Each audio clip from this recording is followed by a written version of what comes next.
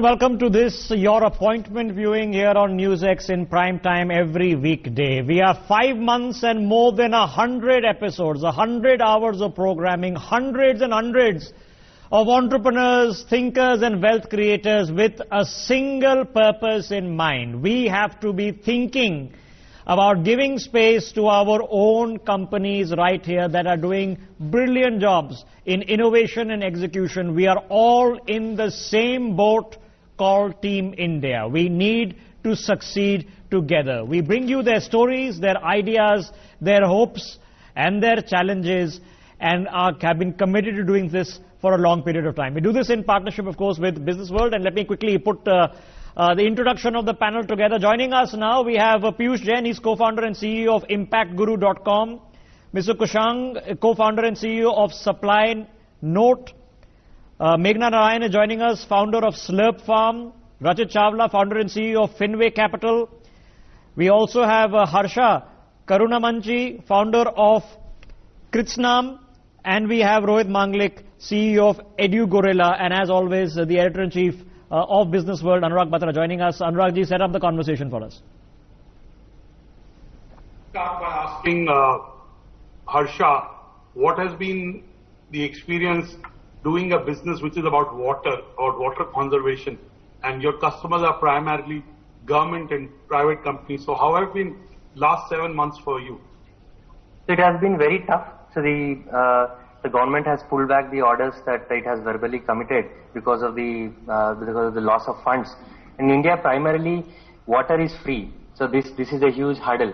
And most of the projects that we do are from the development funds that we take it as a loans. And we invite foreign companies to take the most of the jobs, and there are a lot of barriers for Indian companies to enter into this market. So I would say things have been very hard, and it's struggling to enter the water market in India. And water is our most precious resource, and it is in scarcity. We all know it's in scarcity. Right. And if we continue to use the way we use water just now, I think in a couple of years we'll run out of water. Very soon, sir. So it's a very scary prospect. Right. Before COVID, nobody would focus on what the environment needs to be able to regenerate the resources. So tell us, water tech, you broadly represent the water tech sector. Right. How big is the water tech sector? How many players does India have? And what are the problems to be solved? So the majority of the sector here is government dominated. Most of the water is public operated, government operated.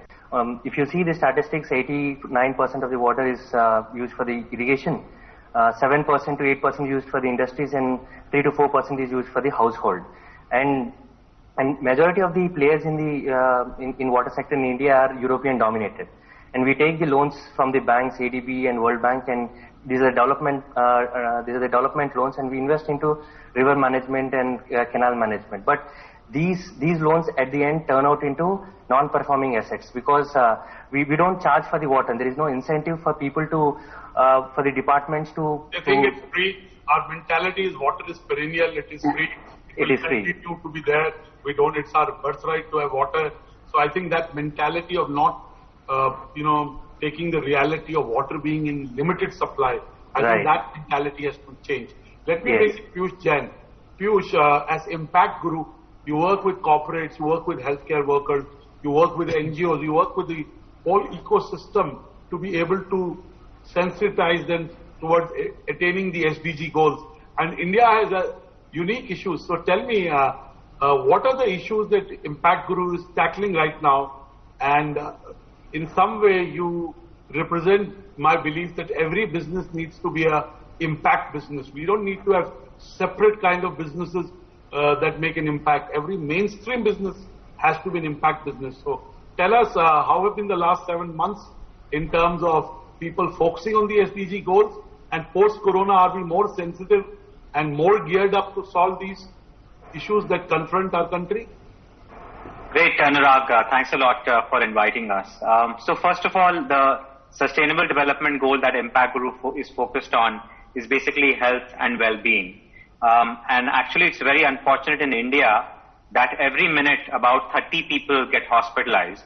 And out of our 800 million plus middle class population, which is not covered by Ayushman Bharat, about 70% of them, which is more than 500 million, they have no health insurance whatsoever. So the cause that Impact Guru is really working towards day and night is to help middle class patients afford, hospital care, whether it's for COVID-19, cancer, organ transplants, ICU, or any kind of expensive treatments. So the last 6 to 7 months have actually been really phenomenal because of the massive outpouring of generosity in the country. We've had people who've donated for all kinds of causes, whether for providing PPE supplies to government hospitals, providing food, to the poor, whether it's NGOs who are trying to help adopt the stray dogs, or people who are trying to help the migrant laborers who are going back to their states. So the generosity has really increased multifold in the last 6 to 7 months, that Impact Guru has actually broken all of its fundraising records. Every minute, more than 2 donations are actually taking place on our platform. So I think, exactly as you mentioned, we believe that impact is something that every organization needs to aspire. And, in this entire COVID-19 period, we've seen, from individuals to non-profits to public leaders to companies, everybody has stepped up to do their bit. But look, the pandemic is still, we are right in the middle of it, and there's still a very, very long way to go.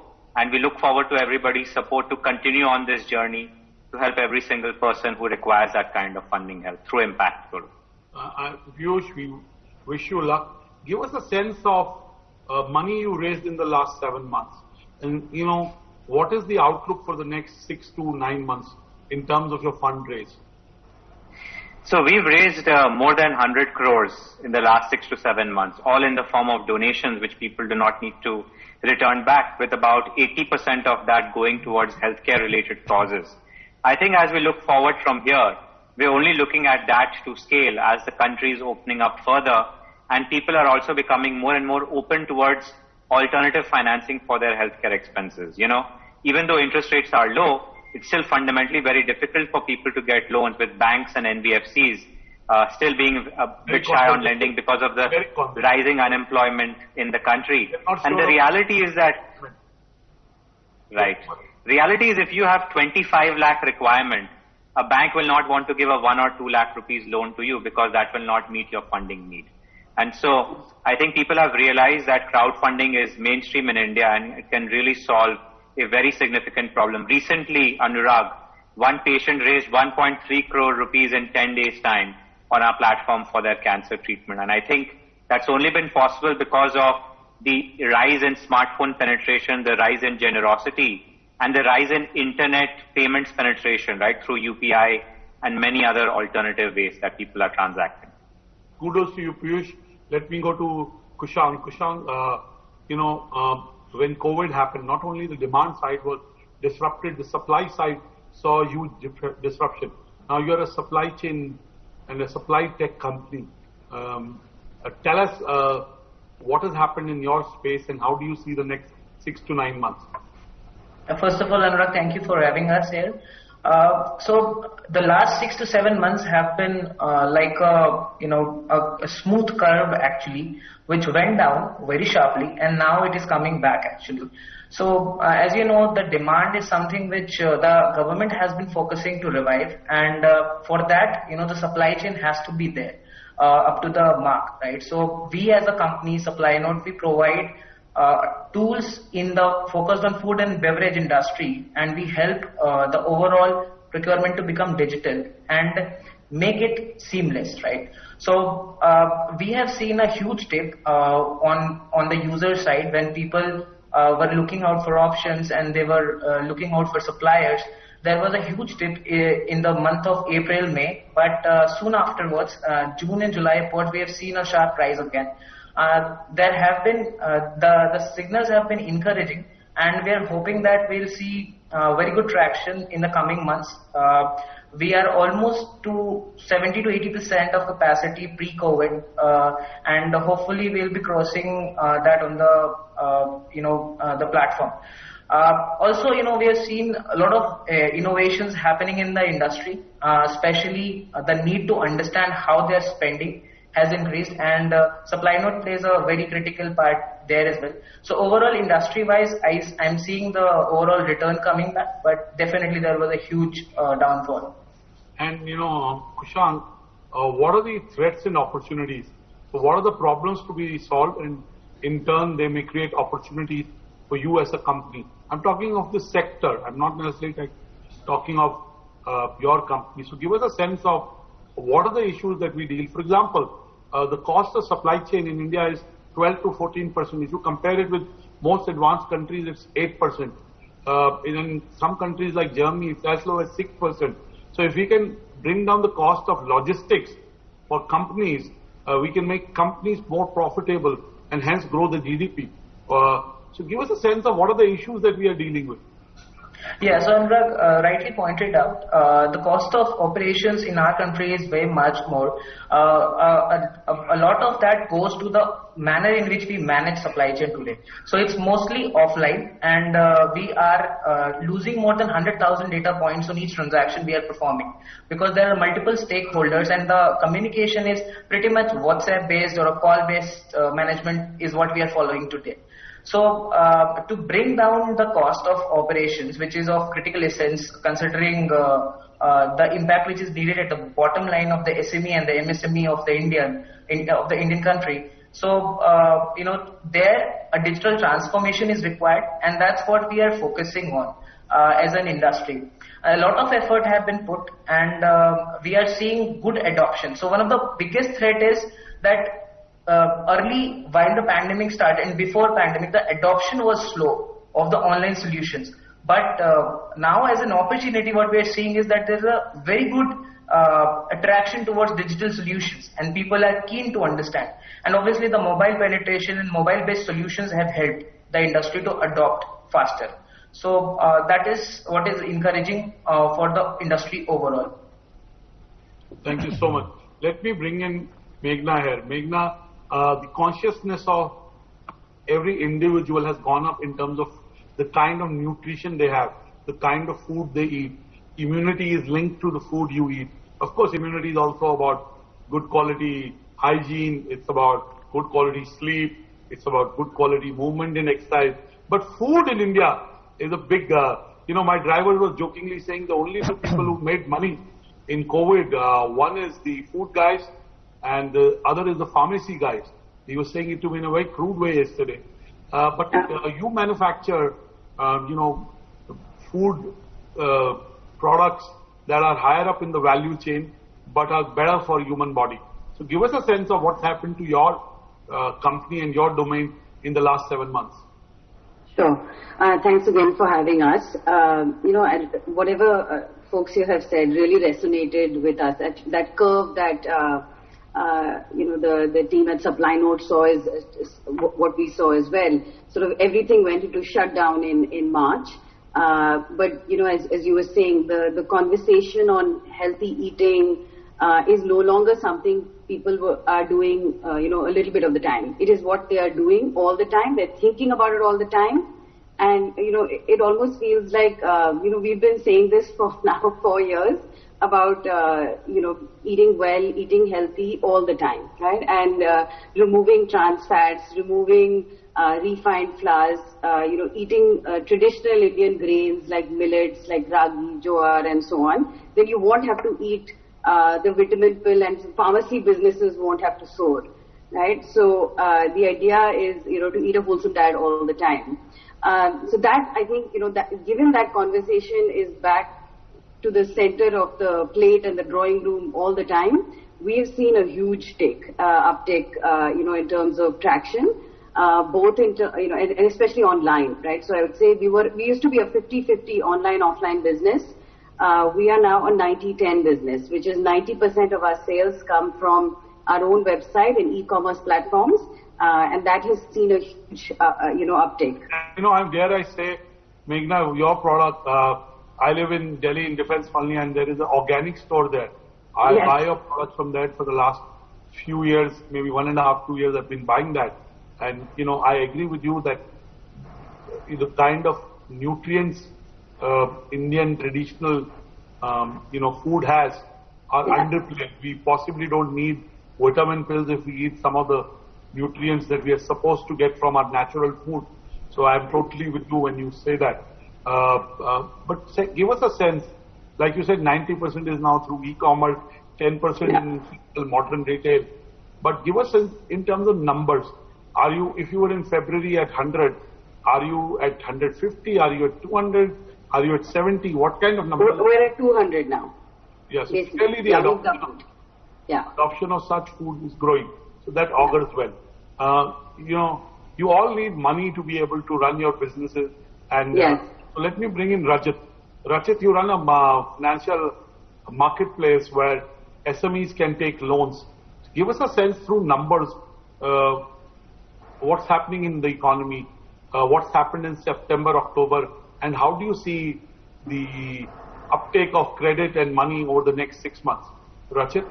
Thank you, Anurag, for having me. So we are seeing a really high jump in demand. When you say September, we actually witnessed that demand starting right from end of July. So, towards end of July, we saw a lot of action, especially in the financial services sector, wherein a lot of companies started coming forward to restructure their debts. All thanks to the government stimulus package. The government did a great job by pumping in the liquidity through partners like us to the hands of the end consumer. They could actually see big companies coming down, calling the people that, okay, you have a pre-sanctioned amount which is lying with us from the government of India, no processing fees, you take down the money. Now, obviously, there's a lot of documentation that goes in releasing the money, so we kind of help all the consumers.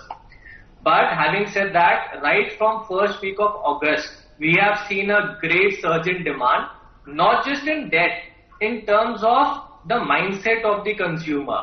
They have gone really, I would say, very smart in terms of the value of the money.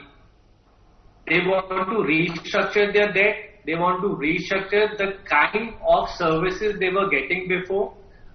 They have started taking new products which did not exist before this. Definitely a lot of digital fintech companies have come up because they don't want people doing manual processing or, just to get a loan, people visiting them, doing personal discussions. So I think demand is huge.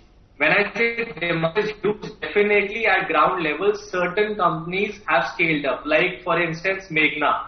Honestly, I did not know Slurp brand of Meghna is an Indian brand. My son eats it day in, day out. We are a big fan. Till now, I was aware so it's an international brand, right? The packaging is very international. It's very catchy. It's very colorful. Correct. And dare I say, it's really premium. Good design is not international. This is, this is my pet peeve. We get that a lot. I'm glad it's Indian. कहाँ से है? नहीं यार, India से है. But I'm saying it as a compliment. It's packaging. The Americans and the Europeans are better than us in product packaging. I mean, it's fantastic, and it's absolutely a premium brand in terms of the money that we pay today, and happily so. Go on, Rachit, you were giving us. So when I say the demand is increasing, all of a sudden, Corona has divided into two different groups. One group which is struggling. There are certain sectors which are really bleeding. We are not able to help them because the policy of the bank has suddenly become negative. They don't want to go near them. But on the contrary, segments like where Meghna is, FMCG, right? Or maybe hospital or pharma, all of a sudden they have become the favorites. Now, the favorites are getting 2x leverage, whereas the negative industry is getting 0 leverage. We are not affected because we cater to both. But I think probably the government has also come up with an announcement that there is going to be second stimulus package which will be focused on only those people who are hit very badly. So probably they are thinking down those lines. But we are seeing a huge gap between the negative sectors and positive sectors. For us, can give us a sense through examples and numbers, Rachit. So when I say numbers, earlier we were doing suppose 100x, even now we are at 100x. The problem is the demand has gone to 200%, but the supply is still at the same level. So for us, if the supply is still at the same level, we can't increase our production. We are dependent on certain factors. Thank you so much. We'll come back to you, Rachit. Rohit, you come from a sector that has really in the 7 months seen an uptake like it has never seen. And dare I say to you and all entrepreneurs, COVID is the chief transformation officer or the chief digital officer of most of our companies. EduTech sector has seen so much activity, so much money, so many new players. Tell us what has happened with your business at EduGorilla, and where do you see EduGorilla going in the next 6 months? Sure. So, Anurag, when you said to Meghna that the two people that made money, I believe the third person type of companies that made money are tech companies. So, talking about what we do at EduGorilla, we are a vernacular online test series company. We focus on state and competitive exams. And over the last 7 months, our sales has increased by 100%. Our user base has increased by 80%. So there's an increase in the conversion ratio as well because of the COVID scenario. And we have seen a new type of audience that emerged, and that is more stick with the online pattern, which they have never realized that ever existed. So, for example, in last 7 months, the number of tests taken on our platform has increased from 78 to 168 per minute. So that's the impact that we are getting. And especially because of the unemployment rate has increased by 27% over the last 7 months. Right? So that's the place where we see the biggest surge, the highest of audience that they are coming to us to prepare for the government jobs. Now going further, I believe for the next 6 months that it is going to continue. We are still getting good growth. The rate of increment is still around 17% on month-to-month basis. So yeah, everything is going great right now. And by the way, we were able to close the current round because of in the COVID scenario. You've been able to raise capital. And clearly, EduTech has seen almost $2 billion of investments in the last 8 months. And every company wants to be an EduTech company. They've rebranded some and been very opportunistic about it. But let me go to Piyush Jain again. Piyush, India is unique. India has lots of problems to solve. Whether it's water that Harsha is trying to solve, whether it's supply chain that Supply Note and Kushank are trying to solve, whether it's the kind of food that builds immunity that Meghna is trying to solve, or capital that Rachit is trying to solve, or education and jobs and test prep for government jobs that Rohit is trying to solve. I mean, we can come up with more issues but tell us what are the top 3 issues that get funding on your platform, and give us a sense of why those are so big problems that they need more money. Right. So I think the number one is patients who are admitted at hospitals for critical illnesses, right? So cancer, organ transplants, ICU, the typical average expense for these cases could be anywhere from 15 lakh rupees to 25 lakh rupees, which is very difficult in India, even for middle class customers to actually afford. The second cause that actually gets funding is memorial cases. So unfortunately, because not only do people not have health insurance, they don't have life insurance. So whenever somebody who unfortunately passes away, particularly he or she is the breadwinner of the family, the colleagues of that individual come about to make sure that they raise a pool of money to help the surviving family members. And the third largest cause that gets funding is actually social causes like raising money for animals. So particularly, whether it's dogs or elephants, whether it's for their nutrition, whether it's for, taking care of abandoned animals, whether it's for, adopting and transforming certain, centers where all of these animals are kept and provided, the best care possible. Those 3 are the largest categories of fundraising on our platform so far. So healthcare, memorials, and animals. Thank you for being so specific. If you take the whole crowdfunding industry, where was it in February and where is it in October end? Give us a sense of growth. I believe the entire crowdfunding sector is probably grown by close to 100% in the last 6 months. Basically, just like for EdTech, COVID has also played a very instrumental role in basically highlighting to society, the role and importance of, even people donating as little as 1 rupee towards any cause that they are passionate about, and how much that can really add up when you really aggregate large number of people contributing towards causes. Okay, guys, right? before I take a break, I'm just going to 100%. do a quick interjection, and Piyush, so how do you convert crowdfunding into a business? Do you guys rely on separate donatives coming your way? Is it a percentage of the donation? How do you guys keep afloat? Yeah, so we recently basically decided to make our platform fee zero. We charge a small payment gateway fees, which is something that, global crowdfunding platforms charge. But now the vast majority of our revenue is actually coming from optional contributions from donors who are voluntarily choosing to provide a tip to sustain our platform. So that is the primary source of revenue for the company. It is optional contributions from donations, from people who believe in our mission of actually helping save lives, whether it's of patients in hospitals, whether it's dogs on the road, or any other Piyush, person. how much is it happening in the area of good causes that you're working? I was interviewing Kunal Kapoor a week or so ago, and Keto, of course, is working on a similar model. Are we seeing but other kinds of models develop which are entrepreneurial models, or are we seeing a patron kind of model develop in India? Are we seeing a situation where you can actually go and in a Kickstarter model or an Indiegogo model? Are you seeing those things happening here? So it's a great question. So actually, even in the US, GoFundMe, the largest donation-based crowdfunding platform, is actually 3 to 4 times bigger than Kickstarter. Yeah. And even in India, there were a lot of players who started off with rewards crowdfunding, trying to do the innovative products and services, including film projects, etc.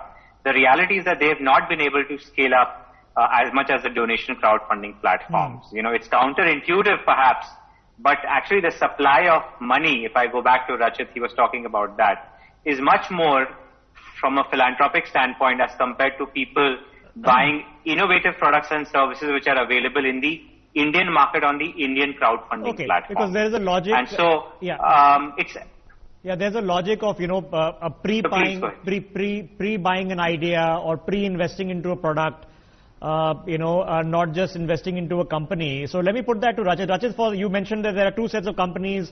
One said that where the money is easily available, and the others who the money is not easily available.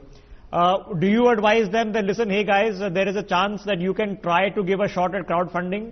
Is that coming into the component of your mind space thinking?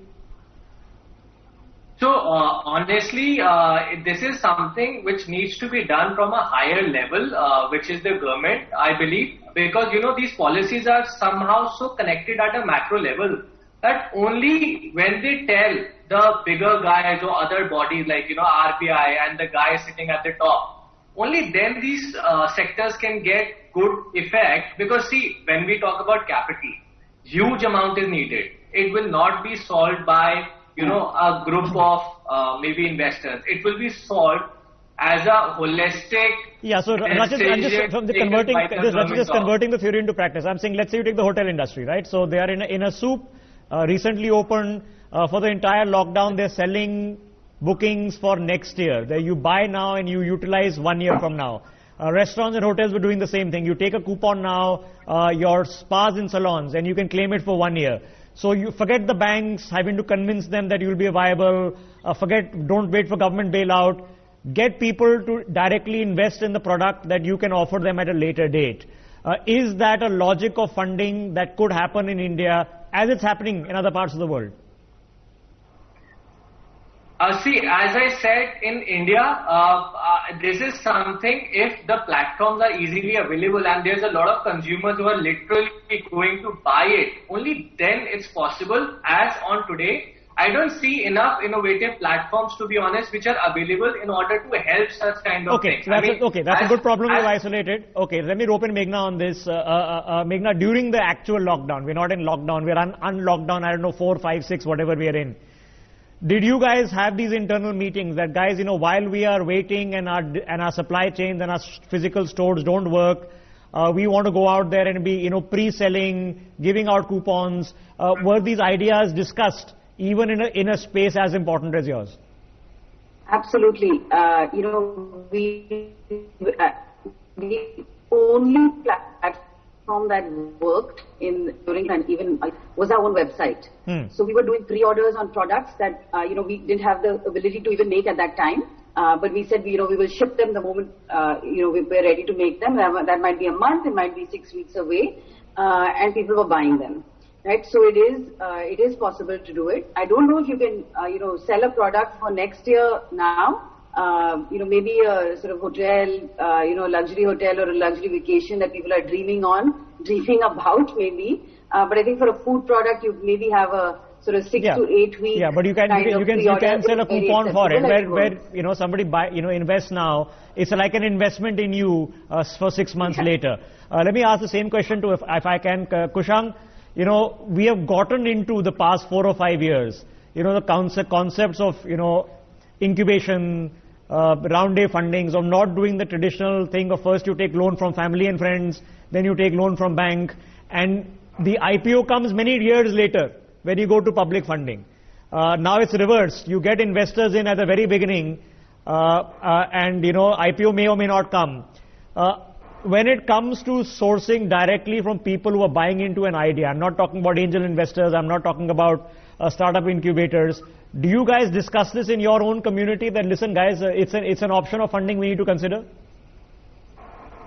Oh yes, definitely. So we strictly believe in this, and we have actually spoken to our customers, internally as well, that this could definitely help. And the good thing is that there are a lot of people in the ecosystem who can actually give you value as well, along with money.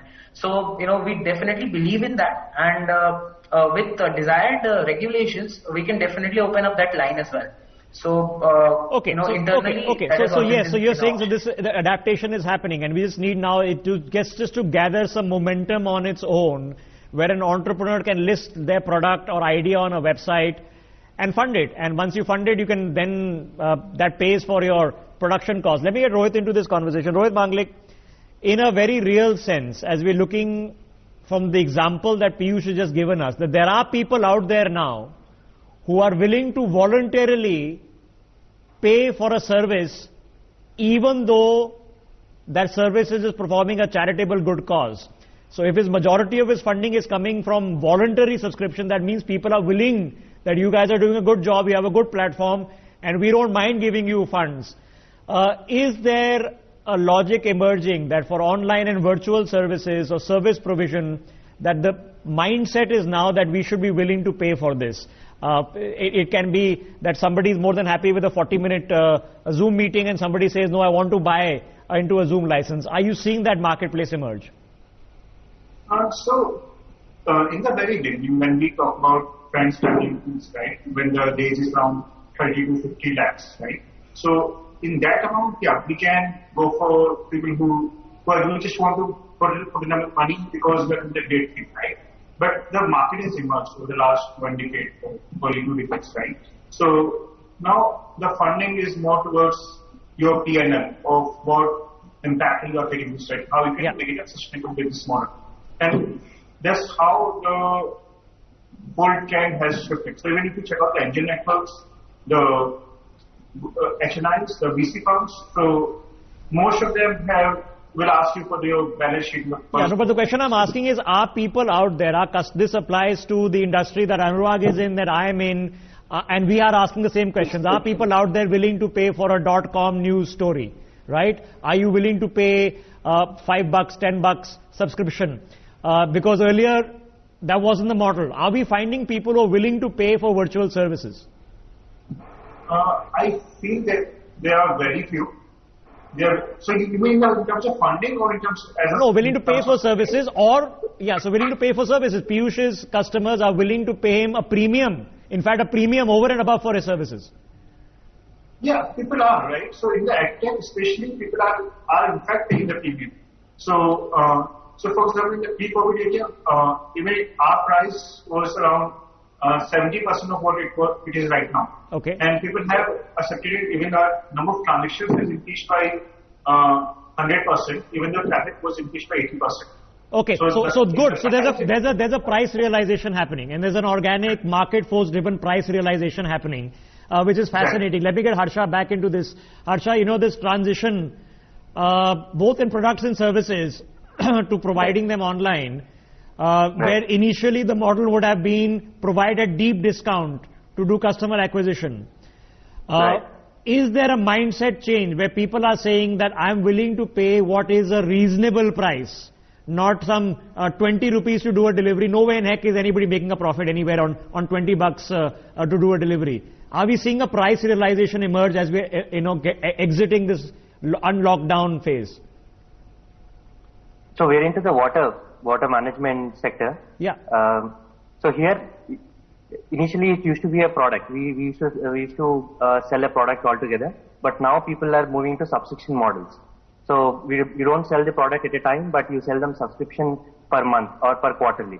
So people are moving towards can you this. explain that? So when you install a flow meter somewhere, or you doing some, are you saying, okay, not only will we install the flow meter, but we'll provide you the service of a back-end app that will actually do the tech for you and give you details. So you do all of that as well. Yeah, so forget the instrument. You don't have to deal with the equipment and data it gives. We directly deal with the final solution that you require to reduce your water footprint, to manage your rivers, to manage your canals. We directly do that, and you pay us in a subscription model. So this is coming up where your asset liability is going down, and the risk of asset failure is also going down. So the vendor has capacity to take care of it. How is the price realization? Are people valuing the service? That one was, okay, I pay 100 rupees for the flow meter. You guys come and install it, and then, maybe there's a maintenance charge, and that's it, right? But now you're saying I'm going to provide you the back-end tech that in which to monitor the flow meter and do the data analytics out of the flow meter. And that's a service model also has a values. Are you seeing a better price realization for that service model now? Right, yes, because at the end of the day, the customer, the real value lies with the final service. So the price realization is also way higher if you can deliver the final output and rather than the bits and pieces of it. So your company is more valuable because you're providing the back end as well as the flow meter than if you were just selling the flow meter. We are more valuable by selling a solution than just selling a part, which is a product. Okay, good point. Okay, guys, I need to take a break. Let's come back in a minute. We're making progress. It's a fascinating conversation. Let's come back in a minute.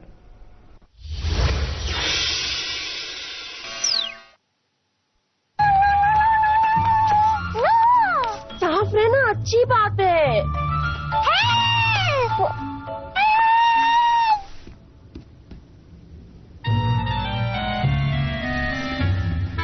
साफ रहना अच्छी बात है।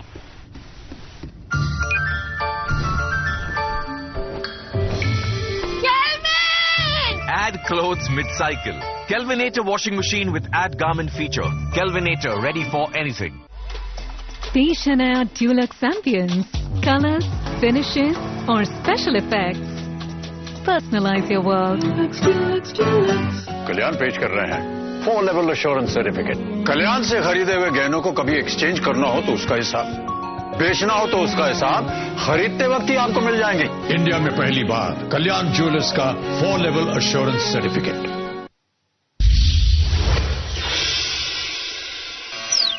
Okay, welcome back. We were in the flow of a very fascinating conversation. Now that we're back from the break, let's pick it up. Rajat Chawla, we have to look ahead. There are things that we can do, can't do.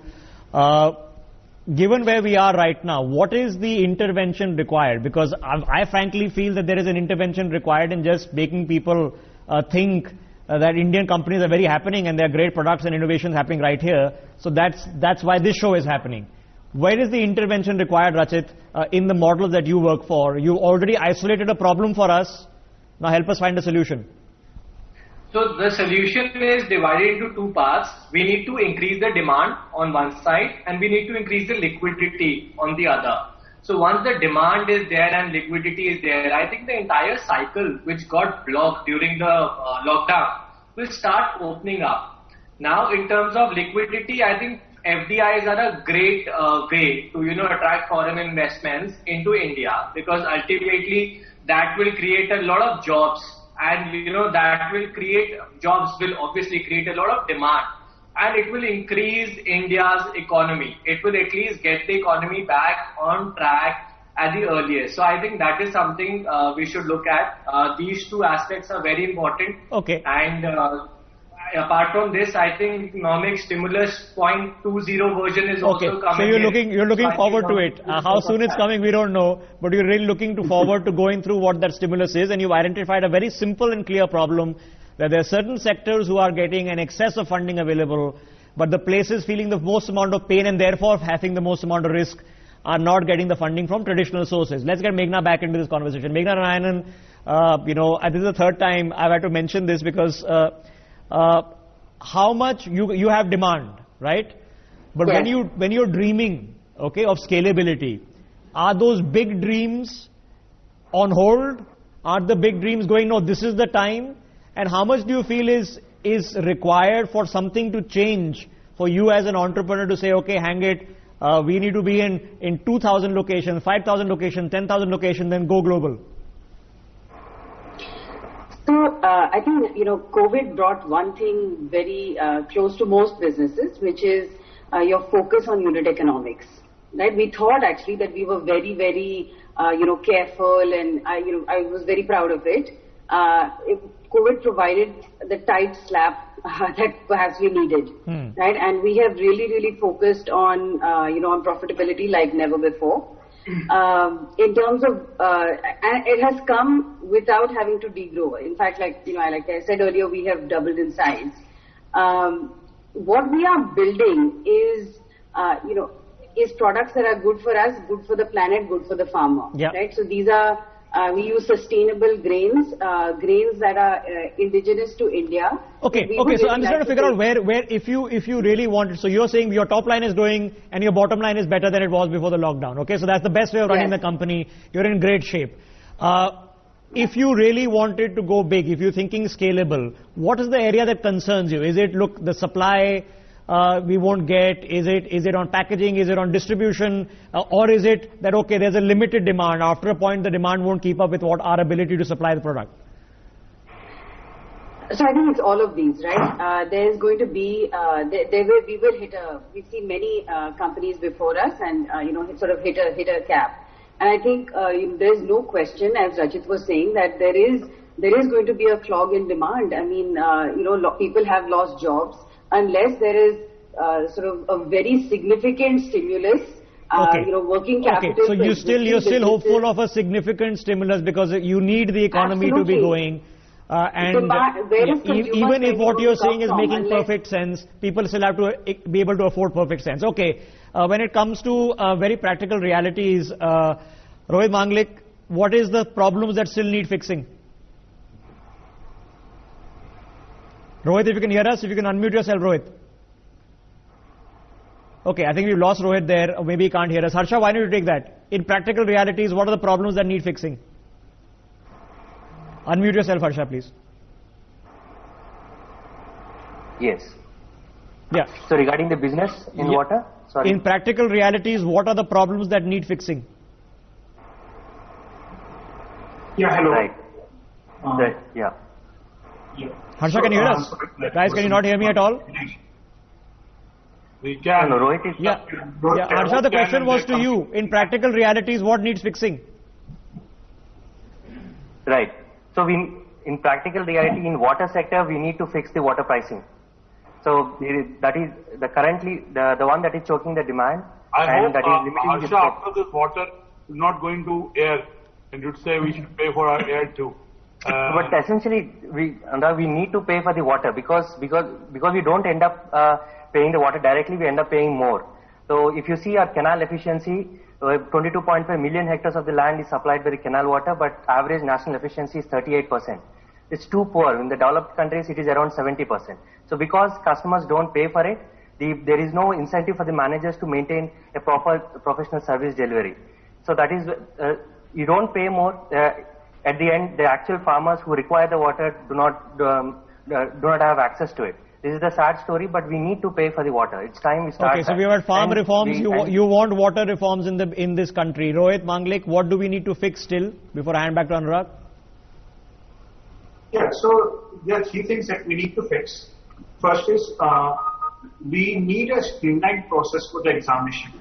So right now what happens is the government body declares the exam and then keeps on getting postponed, and there are multiple bodies there's a lot of politics that comes into play.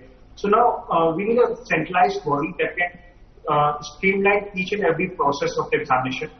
Second is because of the COVID, we realized that the education can be imparted, the testing part can be imparted online. Now, we don't have the right hardware, and so the students don't have the right hardware where they can access the content, where they can study from. Even though there is a lot of free content available, that imparting, that getting the education, that getting the content is not available with most of the students. So yeah, the people who need the education the most are the most lacking the tablets, the computers, the internet access, and that's a major problem. Okay, I think there's any other point, then I hand back to Anurag. Finish your thought. Nothing else. Okay, Anurag, take it away. So, we've been doing this for a while. We've discussed where each one of your businesses is headed. Now, one thing COVID has taught us is we're all genuinely interrelated. What happens in environment impacts health. It impacts businesses. What happens in lives impacts livelihood. We all are connected. We all are interconnected. Now, so let me ask you two questions. One, when do you see the Indian economy coming back in full bloom? In 6 months, 12 months, or 18 months? Second, what's your one or two lockdown lessons that you've learned in COVID that will hold you in good stead throughout your life? So let me start with Meghna first and go to everybody else. So I think, I don't think anything is coming back in 6 months. There'll be winners and losers, but I think for the economy... Why do you say that? Why do you feel that, as you said, nothing is coming back in 6 months? Yeah, I mean, I think, there have been a lot of job losses unless there is a significant, government spending, capital spending and consumer spending. All these three need to come back. This is not the time for economic orthodoxy. These are extraordinary times, and we have to, extraordinary measures are necessary to sort of get ourselves out of this.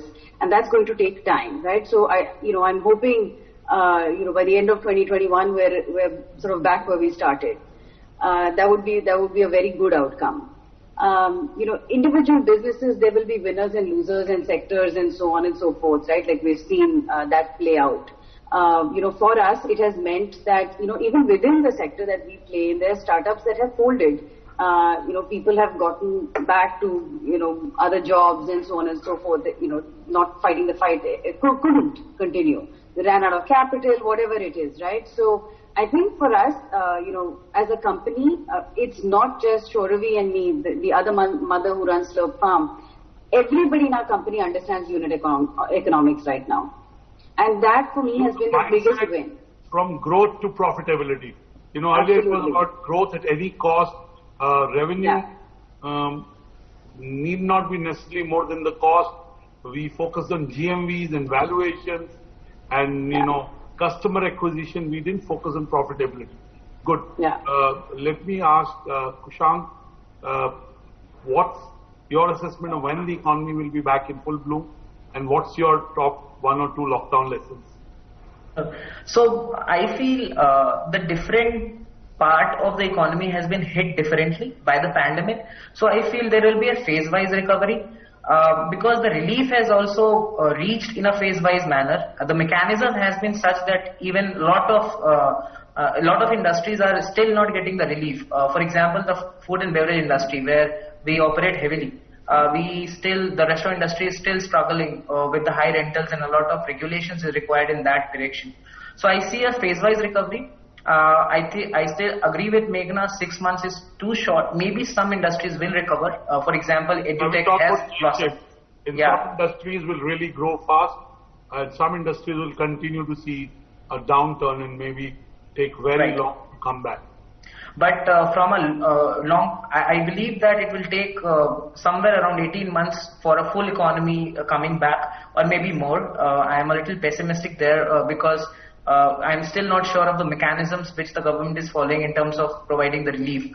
On the other hand, the lessons which we have learned, the first is that we have been dependent on feet on street because we operate in a B2B manner. So that has eroded. We have now multiple channels through which we acquire customers.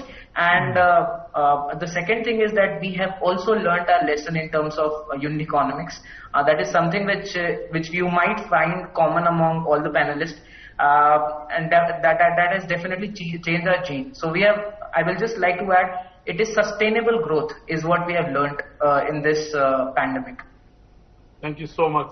Let me bring in Rohit. Rohit, when do you think the economy is back in full bloom?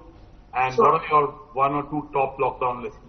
So I believe within next 12 months, it will be in the full bloom. And the 3 lessons that we learned were, first is we should be ready to scale up anytime. So things might change over the night. So for example, our sales was increased by 100% over a week, right? Second is automate wherever you can. Try to reduce resources, try to reduce manpower, and even if it requires you capital expenditure in the first run. But in the long run, it will pay you more. Number 3, EduTech companies will play a dominant role in reviving the Indian economy. We have seen a lot of transactions that there's a huge mode shift from the offline to online space, so EduTech can play a dominant role over there. Thank you so much. Let me bring in Rachit. Rachit, when do you see the economy is back in full bloom, where loan disbursals are maybe 500% of what you're doing? Because it's a credit issue. We don't know the person we are lending to, his or her organization will be in a position to return. So there is a cautiousness there. So what's your sense, Rachit? So Anurag, I feel that 12 months should be a decent time period for the economy to be back, but that is contingent strictly to the stimulus package number 2. The reason I say that is, some industries have not seen slowdown. They have just grown like anything during COVID, which is, technology, pharma, FMCG. But there are certain industries which has really gone back. Now the government sort of needs to, hold them together with the rest of the industries so that everybody comes at a pace. And that's really the key here.